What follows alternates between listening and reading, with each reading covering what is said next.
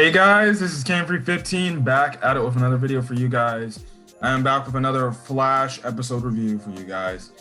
And this week, finally, is the final episode of Carlos Valdez's main series run as Cisco Ramon.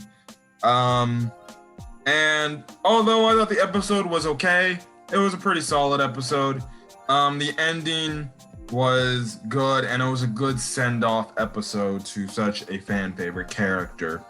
So let's get into this episode. This is The Flash Season 7, Episode 12. Now, we start the episode off, and also, actually, before I even get started, sorry for not making a video on the episode that aired a few weeks ago when they were before the break happened. I just didn't feel like reviewing the episode because I was watching the Clippers and I was really upset at the time, but I will say the episode, the story's finale on the story finale on the Forces storyline, I thought it was a good way to end, and let me just say this, thank God that storyline's over. Honestly, I could care less. But anyways, the episode starts off with Cisco and Camilla telling Iris, Barry, and Caitlin that they're leaving. We find out that Cisco actually got a job at Argus. So what's gonna happen with him is he's gonna move to Star City. And then Camilla, what she's gonna do is she's gonna do this art thing in Miami and then move into Star City with Cisco. And yeah, so they'll be there and things like that. Now, Cisco and Camilla are kind of shocked that they're taking it pretty well and stuff like that. So yeah, now there's this meta which is called I forgot what Rainbow Raider or Carrie who steals like a $10 check or something like that, or yeah, $10,000 check or something like that. I think it's $10,000 or $10 million, and essentially she can affect people's minds to where she makes them happy and stuff like that.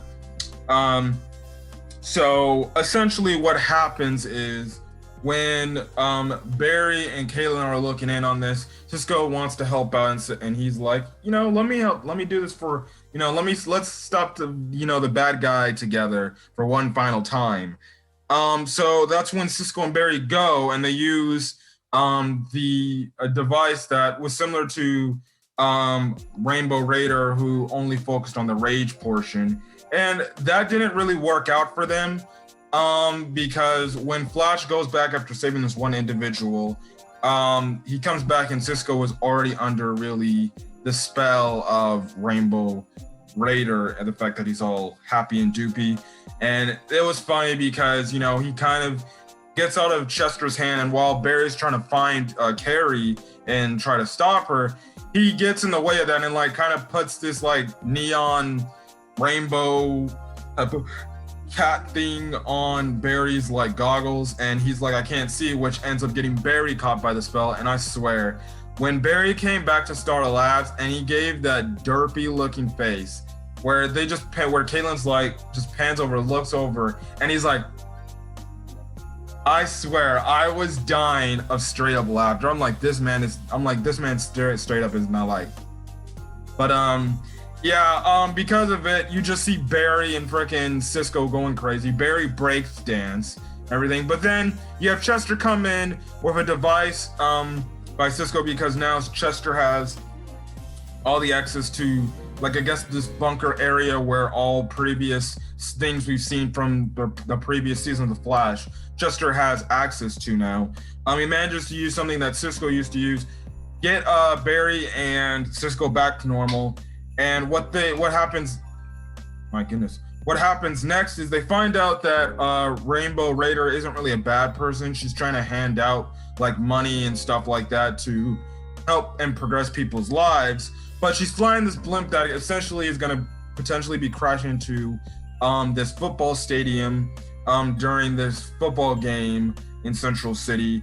And what happens is Barry with Allegra and Cisco get on board of the blimp, and essentially Barry talks down Carrie and says, listen, I can put you in a program where you can serve your time helping people and stuff like that. While Cisco, he stays on board after Barry leaves, and he essentially makes sure the blimp doesn't crash into the stadium, so the day is saved there. And the way we end the episode off too is the fact that there's two separate parties, one held for Cisco and another one held for Camilla. Now, Cisco kind of gives this one drive with all the designs Cisco has thought of making, and he gives that to Chester and stuff like that. And he also tells Chester that he has a new workshop. So he goes off, even though he's going to bypass going to the party. He's like, I'll talk to you tomorrow before you leave. And then you have this really nice scene with Cisco just reminiscing over the past, and they flash back to certain big moments of Cisco where he just remembers from all the times he had in Star Labs. Really good moment there, where he's just looking back at everything and he walks out.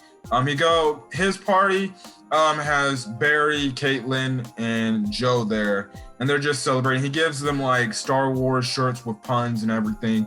And then they sing Poker Face by doing karaoke. So yeah, now on Camilla's side, they kind of have a nice little party. Cecile shows up with Allegra and Iris. Iris apologizes to Camilla because earlier in this episode, they were interviewing new candidates to replace Camilla. And essentially, Iris wasn't looking too much into it because she's like, I need just the perfect person.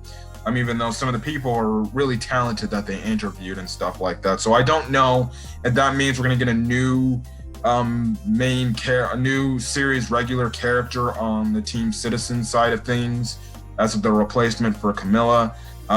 Maybe that's a potential thing, but yeah. And then another thing we also asked is Allegra bringing up Cecile. You were at the crime scene. What were you doing there? And Cecile's like, oh, I was just kind of there, just, obviously there for reasons and stuff like that.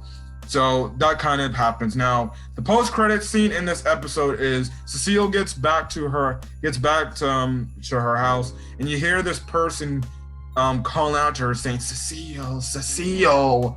And then she looks through this mirror, and there's this individual that looks like her behind a mask. And I don't know if that's like some sort of alternate version of Cecile, but I'm guessing this is the new potential big bad of the back half of the season.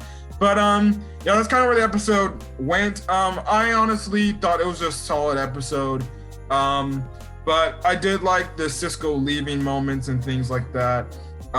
Very endearing. I am gonna miss obviously Carlos Valdez playing Cisco. Obviously, man, I think he's gonna make appearances here and there, not too much, but again, sometimes, these voice actors, they want to move on to do other things and stuff like that in their lives instead of just being stuck on one show. And kind of from the moment Chester came onto the show, you could kind of see that, well, Cisco's probably going to leave because now they found his replacement. So, yeah, but definitely going to miss Cisco. So whenever he decides on making a few appearances every now and then on The Flash, it's going to be very fun to see. But yeah, other than that, that's kind of it. So I'm gonna get out of here, guys. If you guys like the video, leave a like. Put in the comment section your thoughts on this week's episode and your thoughts on the last episode of Carlos Valdez's main series role as Cisco, as well as hit that subscribe button if you want to get more CW DC TV show content. Anyways, I'm gonna get out of here, guys. Hopefully you guys have a great rest of your day or night or whenever you're checking out this video. Until then, guys, I'll see you guys in the next video. Peace.